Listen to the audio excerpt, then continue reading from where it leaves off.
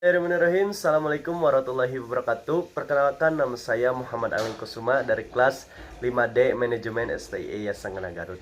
Baik, di sini saya akan menjelaskan atau memaparkan sedikit materi tentang pengelolaan operasi produksi pada rencana agregat.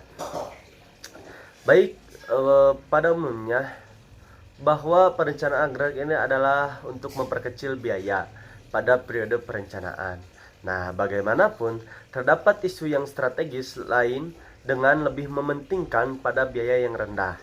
Nah, strategi tersebut mungkin bisa memperlancar atau bisa meningkatkan ketenagakerjaan, menekan tingkat persediaan atau mematuhi tingkat pelayanan yang lebih tinggi. Nah, maka dari itu harus memberikan kelancaran terhadap setiap produksi.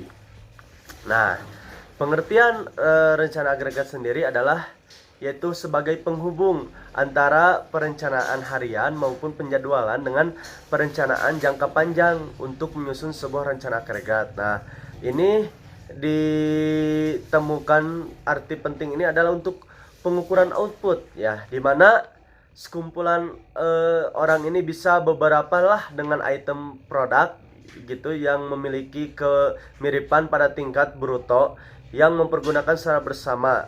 Nah, jadi kapasitasnya ini sangat terbatas gitu ya, dan juga dapat digunakan pada kelompok produk maupun yang ditandai proses pembuatan mesin dan juga dikerjakan oleh para operator dengan yang sama.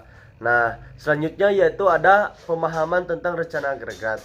Nah, kita ketahui perencanaan agregat ataupun produksi dapat terkaitkan dengan penentuan tingkat produksi yang dioperasikan di lantai produksi. Nah, selain ini, perencanaan agregat ini dapat diartikan sebagai perencana yang mengatur sumber daya secara bruto gitu ya, untuk memenuhi total permintaan dari sebuah item produk dengan mempergunakan sumber daya fasilitas secara bersama gitu ya. Apalagi di COVID-19 gitu ya. Contohnya gini, misalkan kita ini harus bisa menerapkan ya, meskipun di pandemi ini kita mempunyai rencana dengan strategi yang dalam, meskipun dalam keadaan COVID-19 harus dilakukan karena untuk bisa memanfaatkan gitu ya, memanfaatkan waktu dengan terbatas melalui media sosial seperti itu.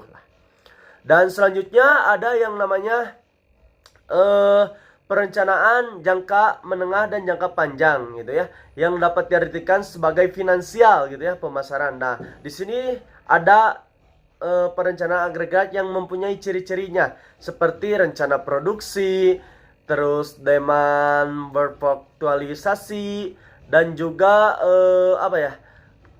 masih banyak.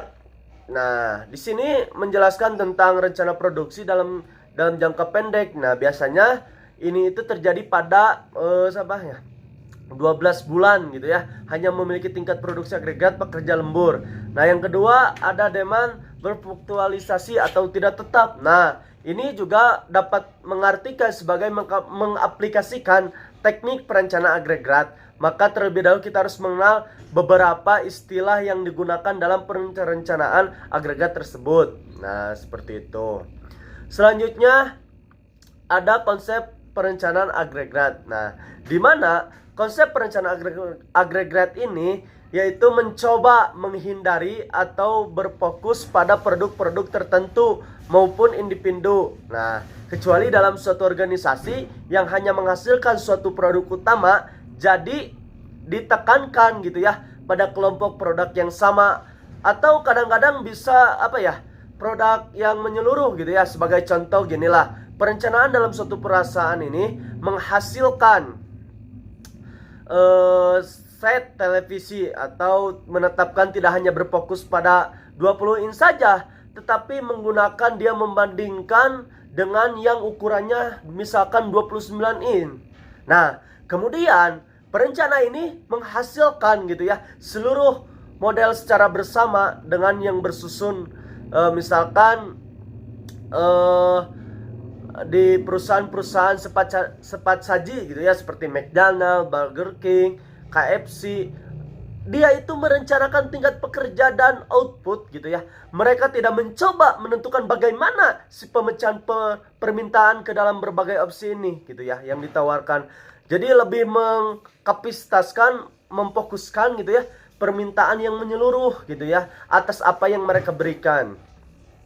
Selanjutnya ada rencana operasi agregat. Nah, di sini bisa berkaitan dengan penetapan tingkat produksi dalam kelompok dalam jarak waktu menengah dalam yaitu 3 bulan sampai 18. Nah, maksudnya ini adalah perencanaan agregat ini adalah untuk mengapresiasikan gitu ya kombinasi yang optimal dari tingkat produksi maupun kebutuhan tenaga kerja. Nah, selanjutnya gini ya. Selanjutnya kita ini terdapat beberapa organisasi perusahaan gitu ya yang bisa mengkombinasikan output yang dibutuhkan. Nah, contohnya dalam suatu divisi inilah General Motor gitu ya, mungkin mengumpulkan informasi dan menanyakan jumlah mobil untuk seluruh model tipe ini harus fasilitasnya itu sebagai apa. Kemudian perencana produksi memperkirakan gitu ya rata-rata jam tenaga kerja yang dibutuhkan ini adalah sebagai dasar penyusunan rencana agregat atau menyeluruh gitu ya. Selanjutnya ada teknik perencanaan agregat, di mana teknik ini ada teknik dengan metode heuristik, di mana bisa mengendalikan tenaga kerja gitu ya. Di mana teknik ini jumlahnya itu diproduksi pada periode pertama yang dimisalkan sebesar demand pada periode pertama. Nah, sebagai berikut.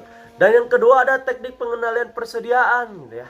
Nah, di mana teknik ini bisa menerapkan gitu ya tingkat produksi sebesar apapun dalam permintaan rata-rata jika jumlahnya produksi besar ini sangat besar gitu ya. Nah, bisa disimpan sebagai persediaan jika kondisi yang terjadi sebaliknya, maka persediaan ini akan dikeluarkan untuk memenuhi permintaan. Selanjutnya yaitu akan dievaluasi. Ini dia. Apakah akan dievaluasi? Karena selama masa perencanaan ini akan tetap terjadi kekurangannya.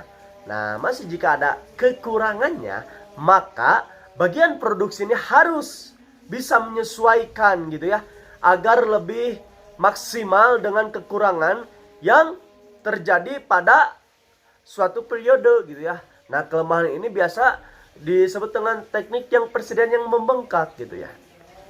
Nah, selanjutnya ada teknik pengendalian subkontrak. Nah, di mana teknik ini berproduksi pada tingkat demand yang paling kecil selama periode demand lebih besar dibandingkan tingkat produksi. Nah, maka akan dilakukan subkontrak. Selanjutnya ada teknik campuran. Nah, teknik campuran ini tingkat produksinya berdasarkan kondisiuktual gitu. Tingkat produksi ini ditentukan berdasarkan lintasan produksi mesin, jumlah hari kerja, tingkat efisiensinya.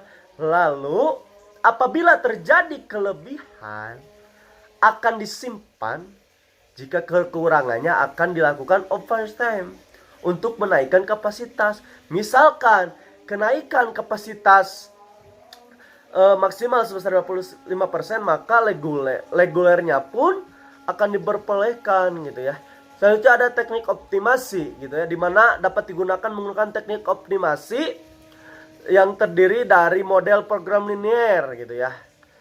Selanjutnya yaitu dengan metode transportasi, dimana berkepentingan lebih mengusulkan model perencanaan produksi agregat dan yang maksudnya sebagai penulisannya.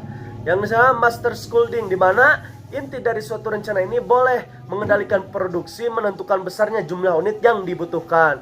Kesimpulannya adalah bahwa perencanaan agregat ini adalah sebagai penghubung antara perencanaan harian atau penjadwalan dengan perencanaan jangka panjang dengan menyusun rencana agregat, dan selain itu juga merupakan pendekatan yang biasanya dilakukan oleh para manajemen operasi. barang dan juga kualitas dan waktu yang diperlukan untuk memproduksi barang-barang tersebut dengan jumlah inventory ataupun ekonomi yang menghasilkan output maupun input dalam negeri. Sekian dari saya. Assalamualaikum warahmatullahi wabarakatuh. Bye bye.